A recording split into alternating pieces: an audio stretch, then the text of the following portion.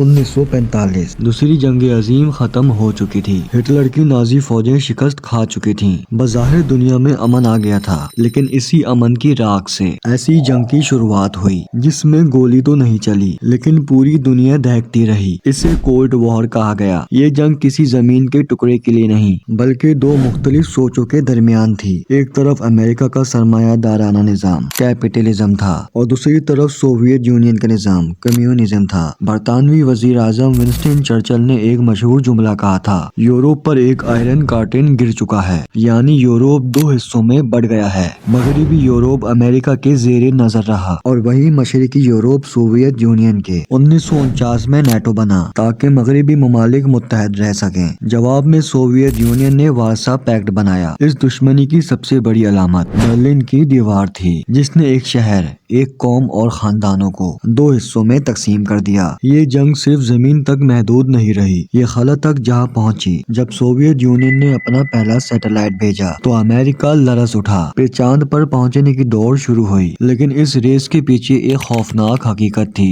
Nuclear بم۔ دونوں طاقتوں نے اتنے بم بنا لیے تھے کہ زمین کو کئی بار تباہ کیا جا سکتا تھا۔ اسے میوچلی اسورڈ ڈسٹرکشن کہا گیا، یعنی اگر ایک نے بھی حملہ کر دیا تو دوسرا بھی ختم ہوگا۔ اکتوبر 1962 یہ وہ وقت تھا جب انسانیت ایٹمی تباہی کے دہانے پر کھڑی ہوئی تھی۔ سوویت یونین نے امریکہ کے قریب کیوبا میں میزائل انسٹالڈ کر دیے۔ 13 دن تک پوری دنیا کی سانسیں رکی رہیں کیونکہ امریکہ اور سوویت یونین کے بحری جہاز آمنے سامنے تھے۔ یہ کولڈ وار کا سب سے خطرناک موڑ تھا، جہاں ایک چھوٹی سی غلطی قیامت برپا کر سکتی تھی۔ خوش قسمتی سے سفارتکاری جیت گئی اور میزائل ہٹا لیے گئے۔ براہ راست نہ لڑنے کے باوجود دونوں طاقتوں نے دنیا کے دوسرے حصوں کو میدان جنگ بنایا۔ کوریا میں لاکھوں جانیں گئیں اور ویتنام میں امریکہ کو بدترین شکست کا سامنا کرنا پڑا۔ اور جب 1979 میں سوویت یونین نے افغانستان پر حملہ کیا تو امریکہ نے مجاہدین کی مدد کی۔ یہ ایک پراکسی وار تھی